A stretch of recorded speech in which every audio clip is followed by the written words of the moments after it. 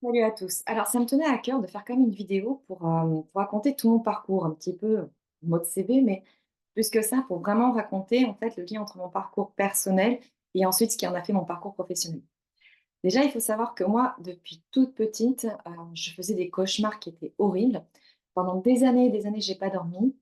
Je faisais des cauchemars où je voyais des choses horribles, j'entendais des bruits dans la maison et au début, on met ça un petit peu sur le compte de: «Bon, bah, c'est un enfant, il a ses terreurs nocturnes, il a ses peurs» et cetera. Mais quand même, moi, c'était des choses qui étaient très bizarres, qui étaient très imprégnées et surtout, il y avait des moments où, en fait, quand je me réveillais, je me disais: «Je veux pas voir, je veux pas voir» et je mettais même ma main devant les yeux en pensant que j'étais réveillée et en fait, je voyais à travers mes mains et je voyais tout ce qui se passait dans la pièce, même si je fermais les yeux et ça me créait des angoisses parce que je me disais, même en me mettant sous ma couverture ou quoi, je vois toujours tout ce qui se passe et je le comprenais pas ça. Je comprenais pas pourquoi ça m'angoissait, pourquoi j'avais l'impression d'entendre des pas, pourquoi j'avais l'impression que si j'ouvrais les yeux, j'allais voir des gens et cetera et ça, c'était très important parce qu'en fait, c'est un petit peu le point de départ de toutes mes recherches qui sont venues après. Et après donc j'ai grandi, à l'adolescence, ça a été toujours pareil. J'avais toujours des nuits très, très chaotiques, je dormais très, très peu, c'était toujours agité par des cauchemars que je ne comprenais pas et bah, mon premier pas vers tout ce qui était un peu ésotérique, c'était grâce à ma tante qui, à 15 ans, m'a offert mon premier pendule. Ensuite, à 17 ans, j'ai quitté la maison parce que bon, voilà, j'avais une ambiance un petit peu pourrie à la maison, ça se passait pas très bien entre papa et maman et je me suis dit: «Pour ma propre survie, ils veulent pas régler leurs problèmes, moi, il faut que je m'échappe de ça, il faut que j'aille vivre ma vie, il faut que j'aille explorer le monde» et du coup, j'ai pris mon indépendance et ça a été extraordinaire parce que alors là, j'ai tout testé, j'ai fait plein de petits boulots, j'ai vécu à fond la vie étudiante, je suis partie un petit peu dans tous les sens, j'ai fait un peu d'école d'infirmière, j'ai fait de l'AES, administratif économique et social, j'ai fait du management commercial. Bah, j'ai bourlingué pour tout ça me retrouver finalement dans un boulot qui n'était pas du tout prévu à la base, mais parce que le père de ma meilleure amie était expert comptable, il m'a trouvé un boulot, il m'a formé sur le tas. Et du coup, j'ai commencé une carrière de comptable alors que je n'avais aucune formation, aucun diplôme là-dedans. Comme quoi, des fois, il faut faire confiance en la vie, dans les signes et suivre les opportunités qui nous sont proposées, puisque, en fait, cette opportunité-là m'a permis d'avoir assez rapidement un CDI et d'être très, très bien payée pour les heures que je faisais, voilà, avec la sécurité que j'avais. Voilà. Mais, en parallèle de ce parcours de comptable, j'étais toujours très attirée par tout ce qui était ésotérisme, développement personnel, énergie. Je testais moi en tant que cliente, des soins énergétiques, je me faisais tirer les cartes régulièrement, tout ça. Et parce que je voulais comprendre d'où venaient mes problèmes, surtout nocturnes, de nuit, mes terreurs, ce que je voyais, les décorporations que je faisais où j'avais l'impression de ne pas pouvoir retrouver mon corps, enfin, voilà et j'avais besoin de mettre des mots là-dessus, de comprendre. C'est pour ça que j'ai été voir des thérapeutes et cetera pour comprendre ce qui se passait et pourquoi je vivais ça, si c'était vraiment que psychologique ou s'il y avait une autre signification. Et donc à travers ça, une fois que, bah, j'ai avancé dans ce domaine-là et où j'ai compris en fait ce que c'était que le monde subtil, j'ai compris ce que c'était les énergies, j'ai compris ce que c'était une entité, comment on pouvait les gérer, comment on pouvait gérer ses dons, bah, ça y est, j'ai pu enfin retrouver un sommeil, paisible parce que moi, ça faisait, des décennies que je dormais la lumière allumée, même adulte, hein. Je ne pouvais pas dormir dans le noir tellement ça m'angoissait de voilà, de repartir dans des choses que je ne gérais pas du tout. Et en parallèle, du coup, je me suis formée, j'ai commencé par, comme beaucoup de personnes, le reiki qui a été très, très bien parce que ça m'a ouvert des canaux, ça m'a ouvert des portes. Heu, D'ailleurs, je vais vous raconter une petite anecdote là-dessus, puisqu'au début, mon compagnon, qui est devenu mon mari de l'époque, il était un petit peu sceptique par rapport à ça. Il me disait: «Mais qu'est-ce que c'est exactement? Puis c'est quoi?» Enfin, il ne voyait pas ça forcément d'un très bon œil. Et un jour, je lui ai dit je venais de me former en reiki, je commençais à prendre des cobayes à droite à gauche, tous les copains que je trouvais qui disaient: «Eh, viens, je te fais un soin reiki et tout». Et lui, il avait des problèmes d'asthme, d'allergie et cetera, souvent les bronches qui étaient encombrées. Et donc un jour, je lui fais un soin, comme d'habitude, je pose pas mes mains sur la personne, elle reste toujours à hauteur, hein, quoi. Je n'ai jamais eu de contact physique. Et le lendemain, il me dit: «Mais qu'est-ce que tu m'as fait?» Je dis: «Quoi? Qu'est-ce que je t'ai fait? Je t'ai juste fait un soin». Il enlève son t-shirt et dans le dos, il y avait les empreintes de tous mes doigts, comme si ça avait fait, comme si j'avais mis des trucs de succion là, vous savez, comme des petits verres là, comme ils font des fois en acupuncture et ça avait aspiré et ça il y avait toute l'empreinte de mes doigts alors que je ne l'avais pas touché. Ça faisait des taches rouges qui ont mis quelques jours à partir, comme si j'avais fait des suçons à la place des doigts, quoi. Et là, il s'est dit: «Ah, ben il y a quand même des choses qui se passent. Effectivement, on peut pas dire que, il y a pas de preuve qu'il y a des choses qui se sont passées». Donc là, voilà, pendant des années, j'ai pratiqué en dehors de mon boulot et parce que, voilà, j'étais comptable, ça me permettait aussi d'acheter mon premier cheval, de payer mes frais de cheval, de payer tout ce que je voulais en sortie et cetera et à côté, je faisais mes soins énergétiques, voilà, un petit peu, en à côté parce que j'avais gardé mon boulot sécure.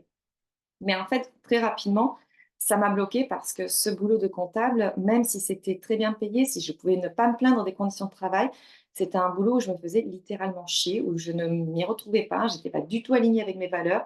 Tous les patrons que j'avais rencontrés, c'était très intéressant parce qu'à chaque fois, j'avais travaillé qu'avec des créateurs d'entreprise, c'était bien, mais je me sentais pas moi, quoi. Je me suis dit: «C'est pas là qu'on m'attend, c'est pas là que c'est pas ce que je veux faire».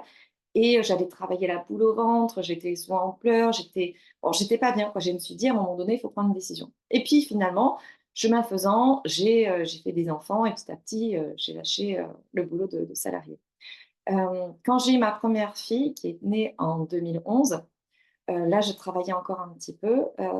L'une des premières prises de conscience aussi que j'ai pris en tant que maman, c'est que ma fille aussi a eu des gros problèmes de sommeil pendant des années, elle a mis 4 ans et demi avant de dormir et elle faisait des crises très, très fortes et j'étais allée voir une pédopsie pour me dire: «Bah, voilà, elle va gérer les problèmes de ma fille, il y a des choses qui vont pas, et cetera». Et en fait, ça a été la première petite claque que j'ai prise pour moi parce que quand elle a fait le rendez-vous avec moi, le papa et la fille, après elle m'a prise à part et elle m'a dit: «Le problème, c'est pas votre fille, le problème, c'est vous».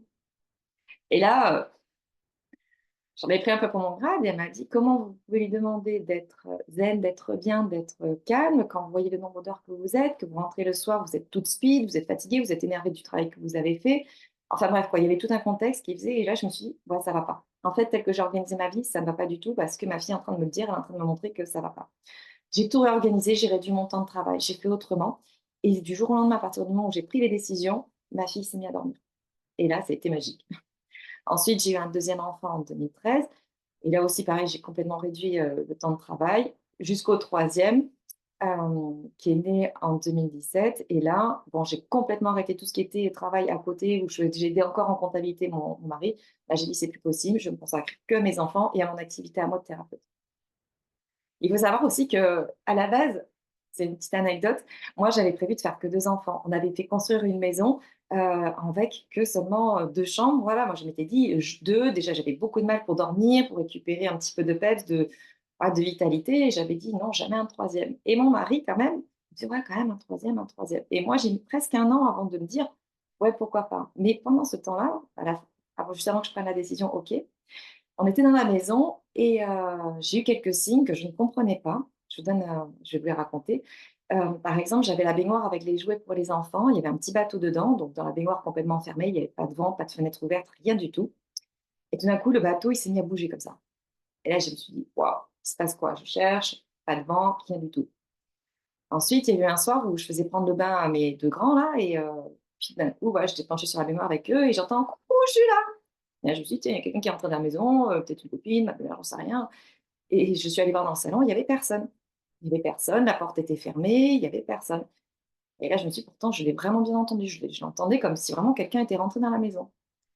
Ensuite, dans la chambre de mon grand, il y avait un circuit de voitures et quand des voitures, passaient sous un pont, ça faisait «zzt» et ça s'allumait et ça faisait de la musique. Et là, il y avait personne dans la chambre et le pont, il s'allumait, il faisait «zzt» comme s'il y avait une petite voiture qui était passée. Après, il y a un autre signe, j'étais dans le lit avec mes 2 enfants le soir et j'entends taper, comme si on tapait sur un mur 3 coups. Et je me suis dit: «Tiens, il y a peut-être quelqu'un à la porte qui toque», pourtant il était tard, je vais voir dehors, personne. Mais rien quoi, personne du coup, je ne sais pas ce que c'était ce parcours. Bon, au bout d'un moment, je me suis dit: «C'est bizarre, je sais qu'il y a une présence qui est là, je comprends», mais qui était pas négative, ça me faisait pas peur, mais c'est juste que je n'arrivais pas à comprendre, interpréter. Du coup, j'ai appelé un ami, qui était médium aussi et du coup, je lui dis: «Qu'est-ce que tu en penses? Qu'est-ce que tu crois?» mais il me dit: «Mais en fait, Nancy, tu as le troisième qui tape à la porte». Il y a le troisième qui veut venir. Moi, j'étais là, moi, je suis fatiguée, je peux plus, enfin, comment je vais faire et tout ça, on a la maison, il y a que 2 chambres. Enfin, voilà, j'étais en pleine, voilà, je me posais des questions, quoi et dans cette même période, j'étais allée voir mon ostéopathe qui est aussi a des dons, énergétiques et une fois, voilà, je vais à un rendez-vous chez lui, je sais plus pourquoi, peut-être un truc qui me faisait mal. Il me dit: «Alors, tu es enceinte, tu attends le troisième?» et je lui dis: «Ah non, non, non» et à ce moment-là, j'avais pas du tout pris la décision, quoi. J'avais dit: «Non, je suis pas enceinte, quoi». Bon et puis finalement, du jour au lendemain, j'ai eu un déclic. J'ai dit: «Allez, c'est bon, il est là, c'est il y a quelque chose qui m'appelle», j'ai compris, j'enlève le stérilet. Je suis tombée enceinte 15 jours après. J'ai même pas eu le temps de dire: «Ouf», de réfléchir, de me dire quoi et tout ça. Le troisième, il est arrivé 15 jours après et du coup, après, j'ai fait le suivi de grossesse chez mon ostéopathe et quand je suis allée voir au premier rendez-vous, il me dit: «Ah bah, du coup, tu en auras mis du temps à te décider parce que ça fait longtemps qu'il attend à côté de toi». J'ai fait: «Ouais». Comme quoi, des fois, même si on veut lutter, il vaut mieux écouter les signes et se faire confiance en la vie parce qu'après les solutions se trouvent et effectivement, bah, tant pis, la maison on venait de faire construire, ça fait que 2 ans qu'on était dedans. Bah, on a pris la décision de la vendre et autre anecdote sur la pensée créatrice, moi je me disais: «Mais moi je veux une maison plus grande, je veux plus de jardin, je veux une impasse, je veux une grande maison», tout ça. Mais on n'a pas de quoi mettre plus que ce qu'on avait mis dans la construction. Donc j'étais là, je fais: «Bah, en fait, je veux à côté, je veux plus grand, plus de jardin, plus de ci, plus de mi, mais même prix ou moins cher». Et beh, croyez-le ou non, on a visité juste un terrain qui ne nous correspondait pas. On a visité une maison et c'était exactement comme j'avais visualisé et on l'a payé bien moins cher que ce qu'on avait obtenu de la maison neuve qui était, le village juste à côté, qui était avec un terrain plus petit et une superficie plus petite. Donc comme quoi, des fois, il faut juste ne pas trop mettre le mental et juste visualiser, demander à l'univers clairement si c'est aligné avec votre chemin de vie, les choses arrivent. Ensuite, chemin faisant, moi, je m'étais formée en Reiki, après en psycho-énergétique, j'ai suivi plein d'ateliers à droite à gauche, cartomancie, ayurveda, massage, bon, voilà. Pendant pas mal d'années, j'ai à chaque fois exploré différentes facettes de tout ce qui était développement personnel. Et jusqu'en 2023, où là, je me suis dit, à force d'avoir des chevaux, de travailler avec mes chevaux, ils m'avaient tellement appris que j'ai voulu apprendre à intégrer ça à mes thérapies. Et du coup, pour les personnes qui sont en présentiel, je me suis formée en Niki Coaching et médiation animale en 2023 pour que vraiment je puisse bénéficier de mes collègues chevaux qui aide à faire des thérapies aussi émotionnelles en profondeur. C'est complètement d'autres outils, c'est une autre expérience que l'on vit en extérieur, mais qui est tout aussi magique. Donc voilà, c'était pour expliquer où j'en suis venue maintenant et c'est pour ça aussi que petit à petit, je quitte les séances en individuel pour plutôt proposer un accompagnement sur du long terme avec plusieurs séances, avec, l'accompagnement que j'appelle Ostavois et je vous invite, si vous êtes intéressés, je vous mettrai les liens sous la vidéo, sur mon site internet si vous voulez en savoir plus. J'ai mon groupe Facebook, ma page Facebook, le compte Instagram, et cetera. Mais en tout cas, je reste à votre disposition si vous avez des questions. Et j'offre aussi des flashs déblocage émotionnel. C'est 30 minutes où on fait le point un petit peu sur ce qui vous bloque en ce moment, l'émotion qui ne va pas. Et déjà, je vous apporte des clés pour débloquer telle situation. Et si vous voulez aller plus loin, après, on en parle aussi. Je vous souhaite une très très bonne journée. J'ai été ravie voilà, de pouvoir échanger avec vous, de pouvoir vous présenter un petit peu tout mon parcours, ce qui m'a emmené là. Et j'ai aussi oublié de vous dire un petit passage de ma vie professionnelle, c'est que pendant le covid, j'avais dû réduire la voilure sur mes, soins énergétiques parce que, bah, j'étais bloquée un petit peu avec le covid et c'est surtout que j'avais pris la décision de faire école à la maison. Donc ça, c'était en 2020. Donc j'ai récupéré mes 3 enfants, enfin mes 2 grands-enfants parce que le troisième n'était pas obligé de porter le masque, mais les 2 grands, je leur ai laissé le choix. Je leur ai dit: «Je ne vous imposerai jamais le masque». Surtout ma fille faisait des grosses réactions, allergiques au masque avec des boutons autour de la bouche. Elle faisait des angines. Enfin, voilà, et le médecin nous avait fait un mot pourtant pour, que l'on ait, pas l'obligation de porter le masque. L'école l'a refusé. Donc finalement, je me suis retrouvée du jour au lendemain à faire école à la maison, à me retrouver à être instite, ça s'est fait en 24 heures. Et du coup, j'ai dû aussi un petit peu réorganiser la pratique énergétique parce que j'étais bloquée avec eux à la maison, donc plus compliqué de recevoir des personnes. Et du coup, j'ai développé une boutique en ligne de minéraux où je pouvais quand même faire de l'énergétique à travers les pierres avec une autre façon de faire. J'ai créé aussi une association qui s'appelle les Créateurs de 2034 pour organiser des événements sur le bien-être avec justement d'autres artisans et créateurs autour du bien-être et aussi des praticiens. Donc voilà, et ça a été une expérience, je me dis, des fois, la vie est vraiment, voilà, elle est toujours pleine de surprises. Et quand on laisse le champ des possibles venir et quand on se laisse ouvert à toutes les expériences qu'on peut faire, bah, c'est magique, quoi. Parce que moi, déjà, à mon âge, je me dis que j'ai vécu tellement de vies en une, c'est incroyable et je suis toujours en gratitude. Même si j'ai eu des épreuves qui ont parfois été un petit peu compliquées, comme tout le monde, j'ai eu mes bagages de mon passé, comme tout le monde, j'ai eu mes petits traumas, comme tout le monde, j'ai eu mes premières expériences amoureuses catastrophiques. J'ai été trompée, on m'a traitée comme une serpillière. J'ai eu un gars qui buvait, qui me donnait une fois dans la tronche. Mais à chaque fois, je ne me suis pas posée en victime, je me suis pas dit: «Ouais, tout ça», je me suis posé la question en moi, bah, justement avec les accompagnements que j'avais: «Pourquoi je vis ça et qu'est-ce que j'ai compris? Qu'est-ce qui me manque pour que je récupère ça et pour que j'attire ça?» Et c'est tout ça qui m'a amenée maintenant à me dire: «Waouh, je suis posée, je suis capable de prendre les situations telles qu'elles arrivent et au lieu de critiquer à droite, à gauche ou de reporter la faute sur l'autre, je regarde déjà ce que ça fait en moi et comment je peux le transmuter en quelque chose qui va me faire avancer, qui va me faire évoluer».